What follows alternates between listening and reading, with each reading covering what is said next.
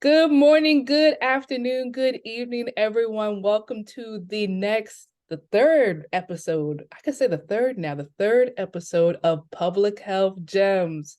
We are really excited to jump into today's episode with our special guest. We have Kaci Mial here today, and you'll hear a little bit more about her.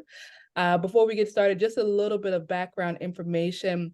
So with the Public Health Gems podcast, we're here thinking about the social determinants of health, where we work, where we live, where we play, and thinking about how that impacts communities from a large scale. And then as public health practitioners and people who I call our equity champions, meeting people where they are, how does that affect what we do? So I am your host. I am Christine Ivory. I am a public health professional. A lot of my work is geared around the maternal health sector. So you're going to see some topics that are focused around that, but a little bit of everything. And that's really what our public health world is. It's super diverse. And we're going to get into a really exciting topic today with our speaker. And as we're moving forward, talking about our speaker, let's get into it. So today we have Kaci Mial. Kaci Mial, she is a seasoned sex coach, educator, researcher, and she has over 12 years of diverse experience spanning government, community, medical, nonprofit, residential, university settings, all different types of backgrounds. Her expertise lies in empowering individuals, couples, and embracing pleasure of pregnancy and beyond using virtual coaching and online education platforms. So today we're going to be talking all about sex. It's in the title, right? But just thinking about how we can break some of those stigmas down, some of those things that we're a little bit scared or fearful to talk about, and really get informed with this conversation and open it up. So if you have any questions, we just want you to share it with us and share it back. And then I'm going to defer to Kaci, our expert. So speaking of our expert, we have a beautiful person with us today. Kaci, thank you so much for joining us on our episode of the Public Health Gems. We are just looking forward to getting to the conversation today. So helping us to get grounded, I just want to ask a question to get us all started and ready to go. So the first question for you is, tell us about your background. Tell us about your role as an educator and give us some background on that. And then we're also looking to know, I know our audience wants to know this too, but how does your role and your background with health education and sexual health, how does it transfer into the work that you do now, being a business owner and being a coach and just all that you are and what you do? So if you could tell us a little bit more about you, we're excited to know. Sure. Hi, Christine, and hello, everyone. Thank you so much for having me here. I'm really excited to have these conversations with you and just talk about sex because it's so taboo and for what, right? I love to just throw those expectations out of the window and get into it and just say the words and say the things and ask all of the questions that people are thinking, but don't ever get past that group chat, right? or a text to your girlfriend. So my background, actually, a long time ago when I was in high school, I wanted to be a psychologist. And to make this a long story short, I went to undergrad to study psychology, and I had this class about human sexuality. And when I was there, I realized, wow, we're talking about preventing sexually transmitted infections. We're talking about pregnancy options and things, and we're talking about healthy relationships even. I'm like, I didn't even know that would fall under sex, right? And so I kind of fell in love with it right there and decided that was the path I wanted to go. And then in my professional career, I mean, public health really impacted me all along the way, even though my titles were never officially public health. Sex in itself is really so much surrounding helping people live their healthiest lives and have positive outcomes and all the things. So I worked in the beginning a lot of residential settings. So where people are living, you get to see the most intimate, vulnerable moments with people. And I remember a client asking me, she caught me off guard. I worked night shift at the time. She asked me, hey, Miss Kaci, what does HIV mean? The nurse told me that I have that.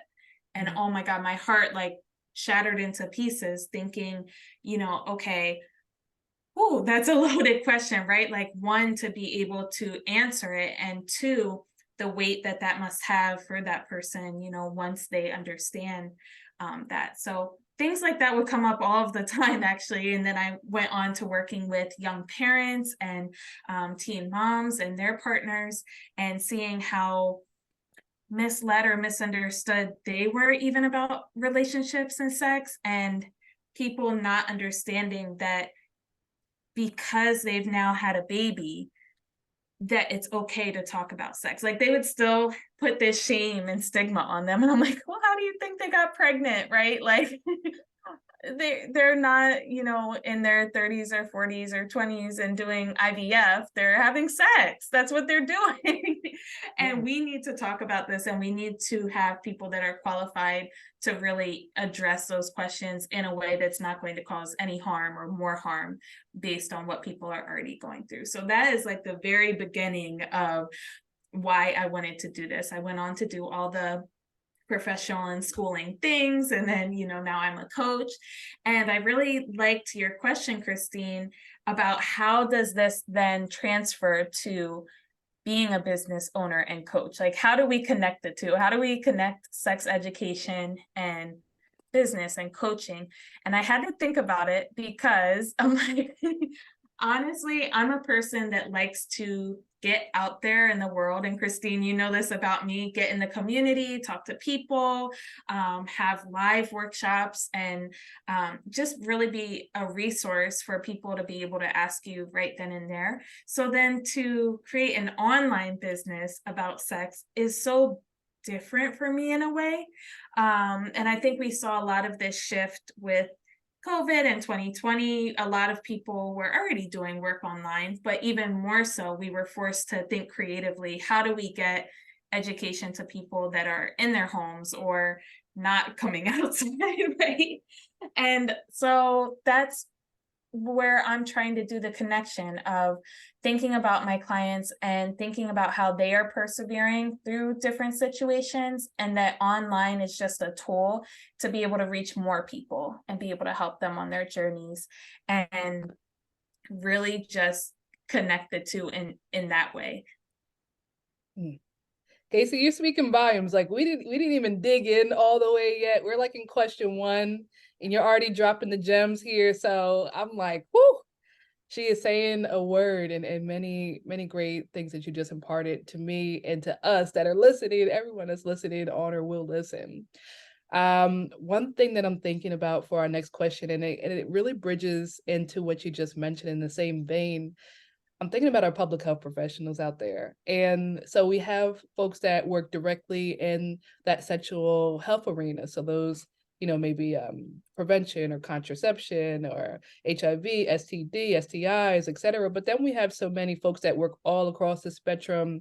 You know, it might be housing, transportation, just like anything that you can imagine, as public health is so diverse. And so I'm thinking about, you know, these different arenas. How can we, as practitioners, as people that are providers, even that aren't even comfortable with these conversations, professionals, how can we be more comfortable talking and thinking through sex, and like you said, not causing any more harm or damage for individuals out there too at the same time, and that shaming that you mentioned as well? How do we avoid all that and then also uplift people's stories at the same time?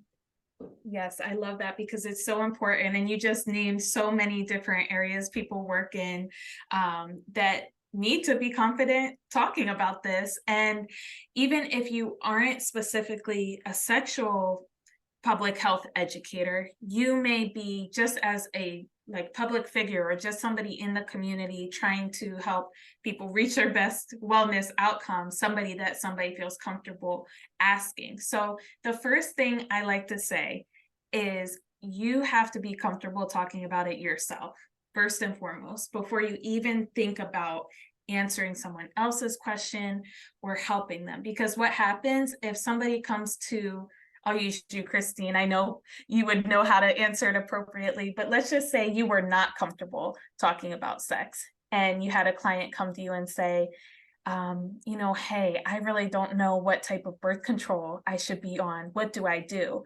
And for some reason, you're like, birth control, I don't believe in that, or I don't do that, or I don't know. Then, of course, right, somebody's going to shut down and be like, oh, oops, well, I tried to ask her, she didn't know. Maybe I just shouldn't ask anybody, right? So we have to practice using the words, saying the terminology, being able to say body parts like vulva, vagina, penis, anus, whatever it is. And then also getting further education on it. So if you don't know something, go to trainings, go to conferences, get that further learning for yourself. So you have this broad area of knowledge, and then you're better able to answer. And lastly, the tip I'll give is you don't have to know everything. You do not have to be an expert in every field. And I know for me, I for sure am not. And I don't memorize all the facts, all the statistics, all of the, percentages of which birth control is the most effective. And, I know some of that, but I also know where to get the accurate information from. So as a public health professional, you can think of that too, and think of PLISSIT. And for those who aren't familiar, PLISSIT is for the P, it's an acronym, and you can break it down. P stands for permission. You're going to answer that person with compassion and empathy and give them permission to ask that question and be comfortable with it. So it might sound like, wow, you're interested about learning about STI prevention. Well, first, I want you to know that you're totally normal. Lots of people have that question. So yes, ask it. Two is limited information. So you're going to give what you know. If you know, hey, well, I don't know all the facts about syphilis and gonorrhea and chlamydia, but those are some of the common STIs. But what I do know is where you can go find more information about that. And you dive into the S's, specific suggestions. Hey, go to your local clinic, go to a medical provider, go to an OBGYN. Somebody will be able to answer that for you. And lastly, the IT is intensive therapy, or it can be IC, intensive coaching. Find somebody who can help you answer that deeper. And that way it takes all the weight off of you, right? You don't have to know everything, and you can still answer that question without causing more harm. Wow. Wow. I like how you just framed that. And honestly, as someone in the field, I have not heard of PLISSIT. So I will be using that and just like kind of dialing back and thinking about how I answer questions. And I think that's a really helpful tool to have in the toolbox. So thank you for sharing that. Getting into our next question and thinking about, as you mentioned, there's people from all different backgrounds that have so many questions. And when they are asking these questions, it's great because it helps them, to not feel like they're alone in these spaces, right? And so what are some of the general myths, stigmas, stereotypes, misunderstandings that, community, that folks, that even practitioners and providers, anybody, what are those things that are out there that are misunderstood about sex? And also, as public health professionals and even our community members, those all throughout our network, how can we draw awareness and uplift accurate information? You were just sharing about that too in our last question, but how can we uplift and really find these pathways to the accurate information out there? Sure, sure. So, there's so many myths, Christine. We could go on and on. I'll start with one, let's say, is that talking about sex or talking about any of the topics mentioned, right? That will cause either young people to have more sex or adults to be promiscuous, or if they're parents, like you can't be a parent that has sex and is sexy and a good parent that is like doing all of the things, right? And those are just not true at all. Talking about sex does not mean you're out here every day, sex 7 times a day, doing, I mean, that's, if you want to do that, that's normal too. I don't want to like yuck anyone's yum, we used to say at Planned Parenthood. That was a gem that I took from them.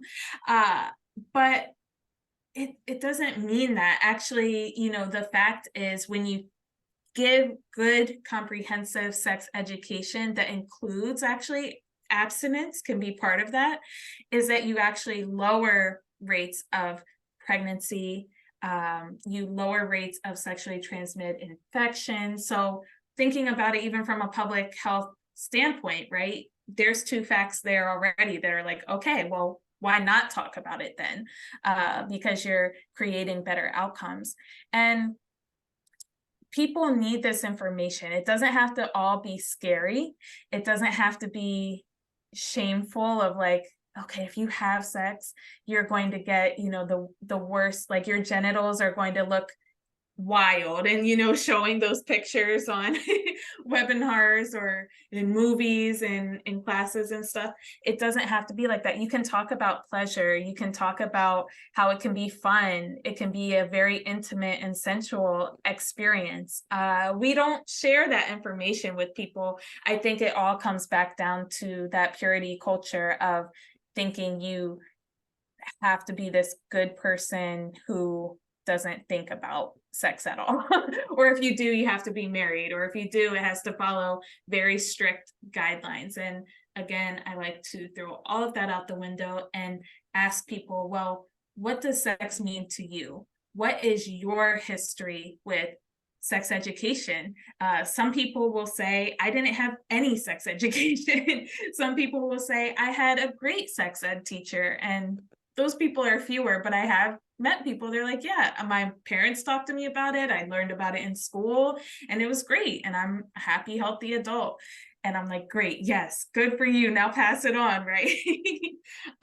But you can be just a wholesome, well individual, and still talk about these things. So that's myth number one that I think about. I don't know if you think of any others that come to your mind at first.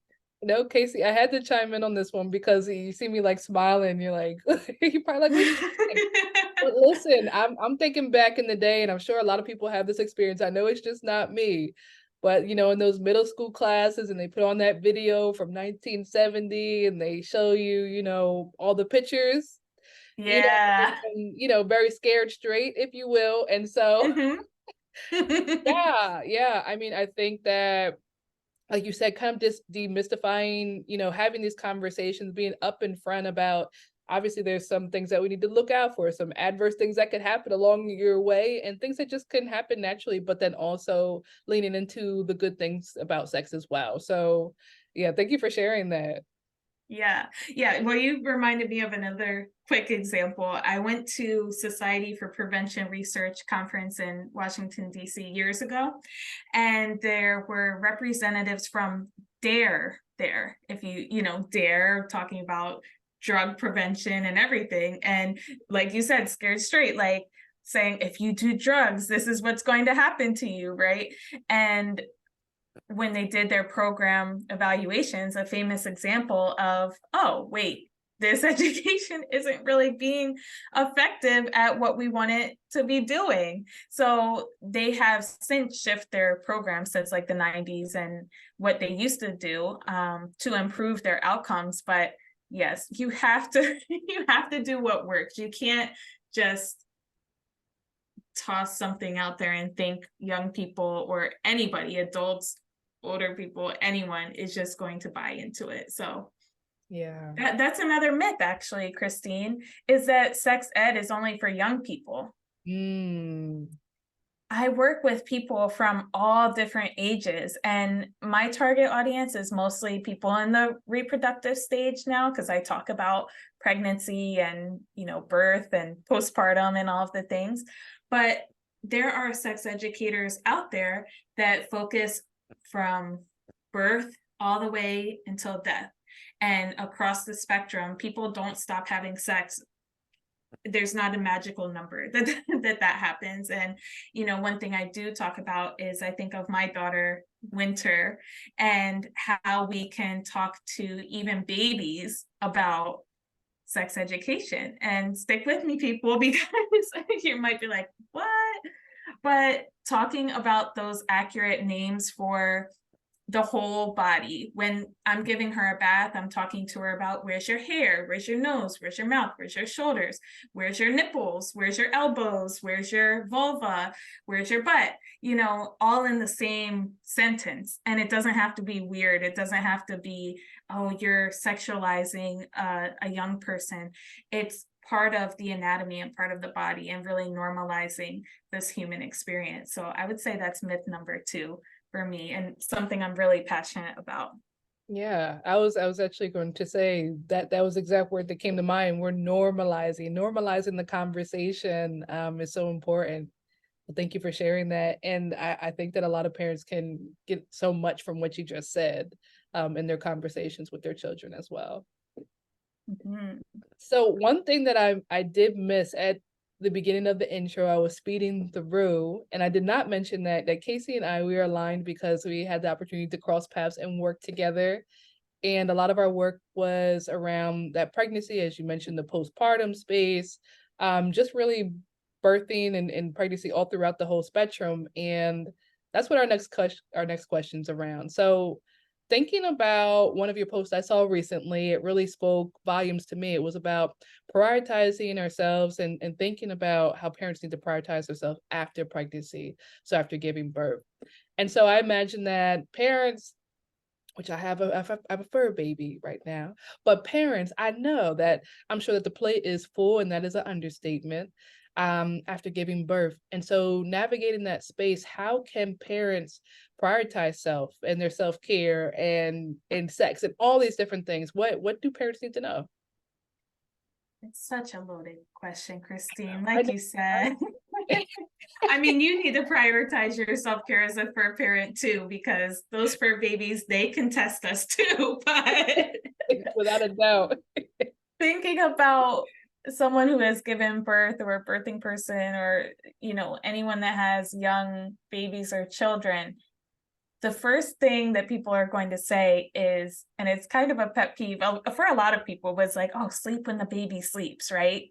Mm, And I know I remember having Winter and thinking about that. And, once she's asleep, you're like, well, I have to wash bottles and I have to pump breast milk, or I have to, straighten up a little bit, or I want to catch up on a show because I have literally no other time for myself to do that, right? Or I need to shower, I need to eat. And by the time you do all of that, okay, well, the baby's up now. So, and repeat. But with that said, you still do need to find time for rest. So, one of the things that could be more practical is give yourself permission, going back to that permission word, to let some things go. wow.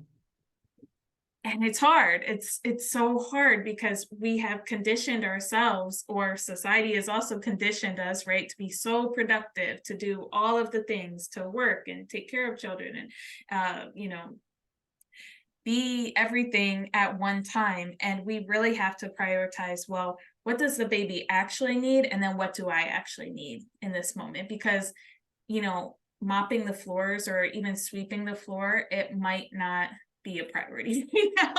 You can have a dirty house to an extent and you will be okay. Mhm. Or I love this example, and I wish I remembered what book it was from, but somebody said that, let's say you have a dishwasher and you put dishes in the dishwasher, run it, and the dishes are clean, and you don't get the opportunity to put the dishes up, and now you have dirty dishes.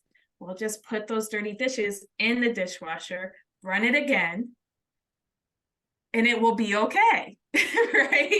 It's not the end of the world. I know some people don't have dishwashers, so that's like a specific example for some, but the concept is the same. It's really getting rid of anything you don't need to do and kind of changing your mindset around things to make space for self-care, for things that are more practical. And I remember thinking, well, okay, if I'm not going to get like a 30-minute shower, the least I can do for myself is, a 1-minute shower, or a 3-minute shower, a 5-minute shower, something.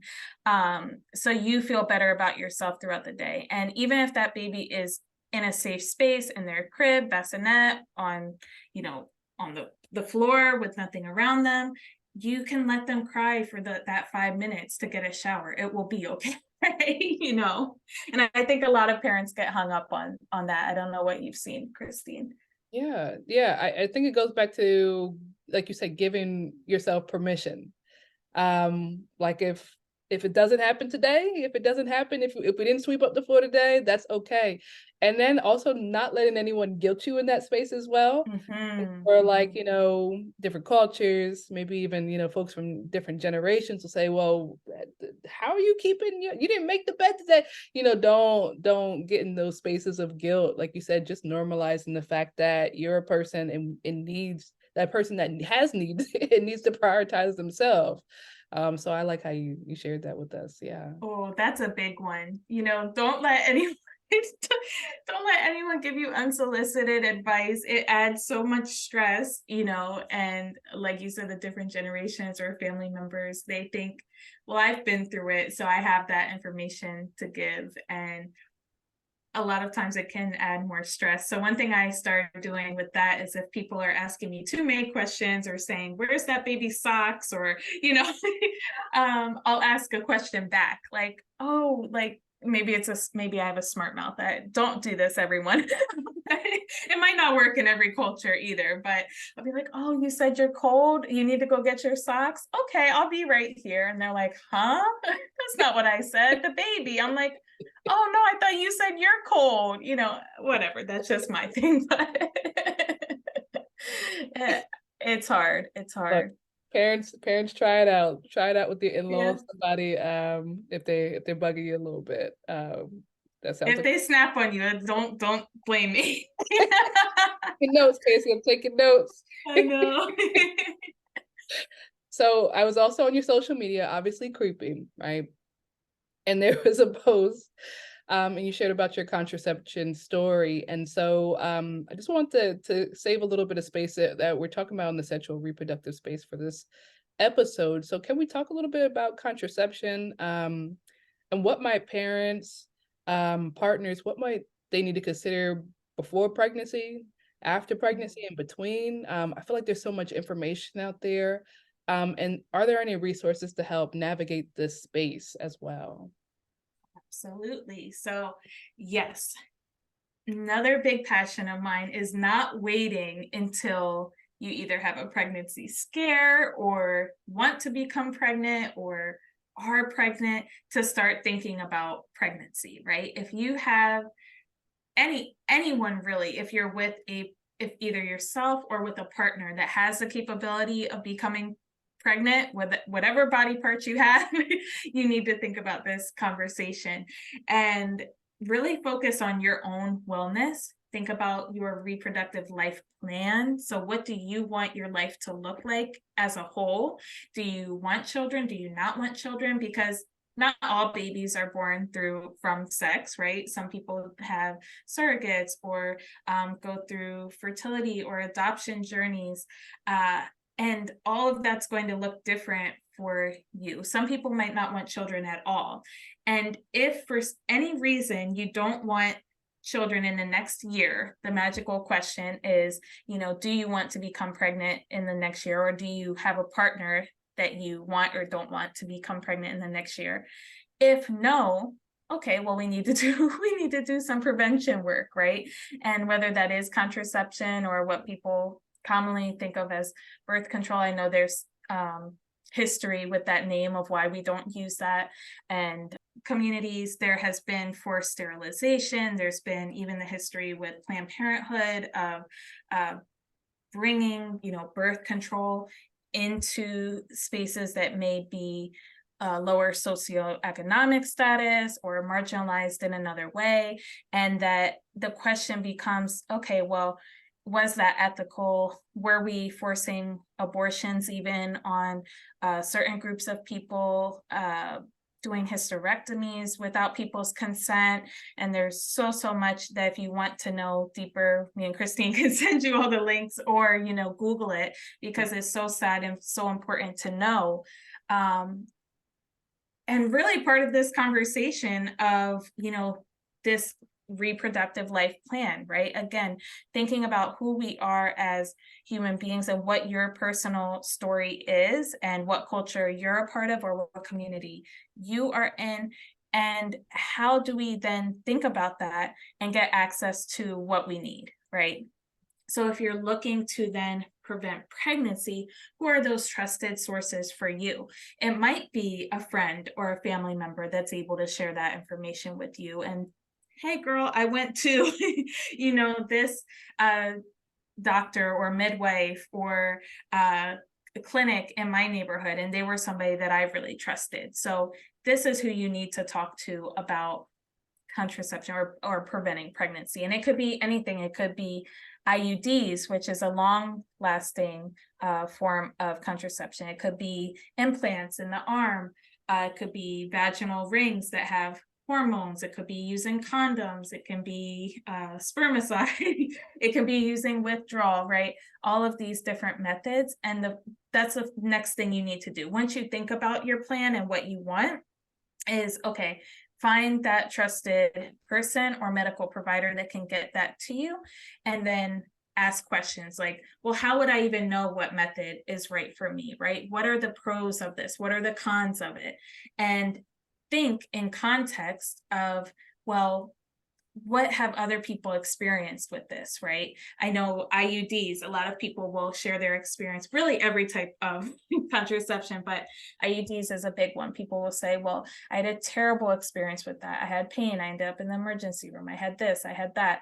And, consider that. And then consider the pros of, well, if you don't want to become pregnant right now, that's one of the more effective contraception options. And you really need to navigate this within yourself, with any partners you have, and then with that trusted person. So there's a lot to it, but I like to take it as a whole, because we don't always think about it like that, right? It's like, oh, well, just get on birth control, just get on contraception, and we just skip over all of the other stuff.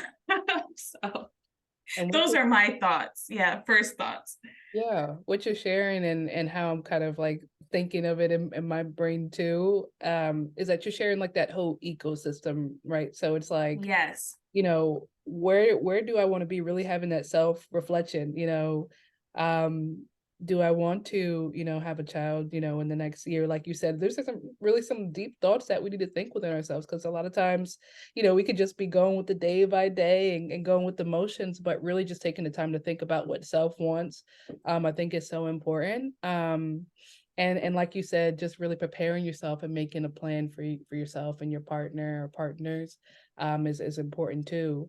One thing that I wanted to say is thank you for giving us the historical context too, giving us that piece of information.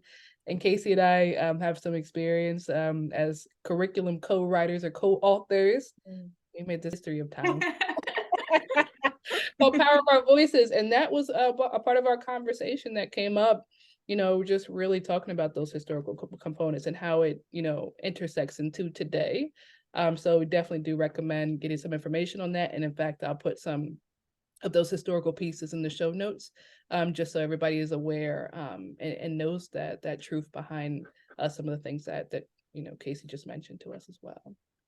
Yes, that's so important. And I know the second part of your question was resources, right? So I know what we can add in the show notes, some of that. And then also, where do you start with finding accurate information on this, aside from Christine's podcast and what we're going to put in the show notes? But despite the history with Planned Parenthood, for some, Planned Parenthood can be a accurate place to get information, even present day.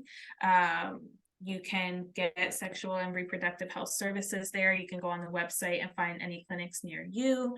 You can also go on, like CDC for information about Centers for Disease Control and Prevention, to find out more information about contraception options and STI prevention methods and all of the things. That's a great, trusted for most public health information.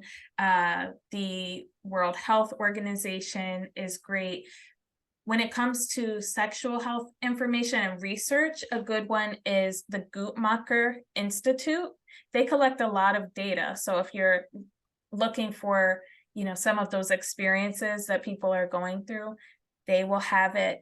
And also you can Google, and I'll try to find the link, but I know for some young people, I did this before. They were asking me, well, where do I go? Now that I want to do this, where can I go? And there's actually, if you Google, they will have like clinic finders or places that you can just even type in, where are all the local places near me, or an OBGYN office or a midwife, to see, there's plenty of different options, but really knowing how do you find that is important too. You can put it in Google Maps, right? Like access to clinics or an OBGYN, but having that information is helpful as well. Absolutely, absolutely.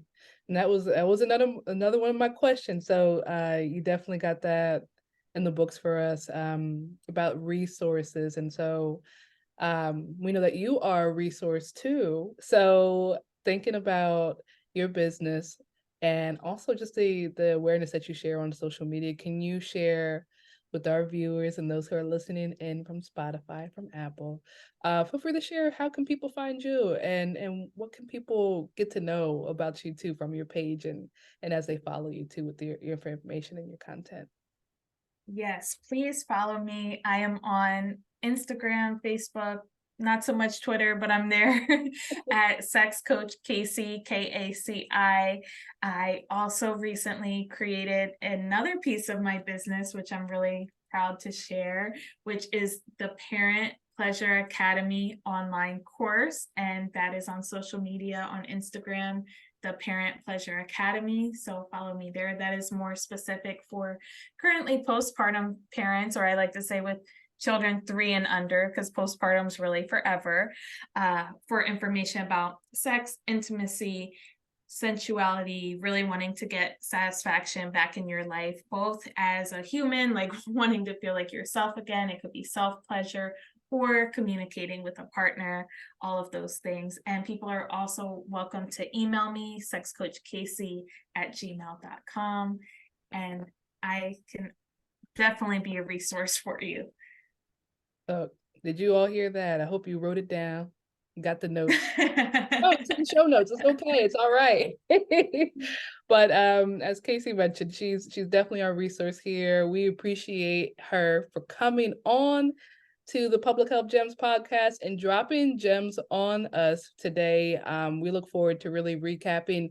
And I want to know too, I mean, we talked about this in midpoint of the episode, but can you share, what was your education like, back in the day, maybe middle school, as a Oh, child? yeah. Tell us, I mean, we talked a little bit about it, but tell us how your education was. Did you have a really good experience, growing up with sexual education? Or was it, subpar? We want to know about that. But feel free to share that. We're going to really just continue this conversation on. It's so interesting and so enlightening, and really just taking us out of the space of, breaking those silos and not just being, scared or, whispering the word sex, but we're really talking about it today. And we really had a really deep conversation. So Kaci, we thank you so, so much again for your time today. I know that parents, providers, our public health John community is extremely appreciative of it. And so do look for Kaci, and do follow her as well. Next up for Public Health Gems, we got a lot more to go this season, a lot of great things to share. Do follow us at the Public Health John, and do look at the website for any updates, there are always a lot of updates here on this side, on these Public Health John streets. And you can follow us, or be on the website at publichealthjohn.com. We have a really big announcement that we're going to be sharing in September, and I think we're going to air this in September, so you'll hear more about it on our page, so do follow along and keep your eyes open and peeled for that.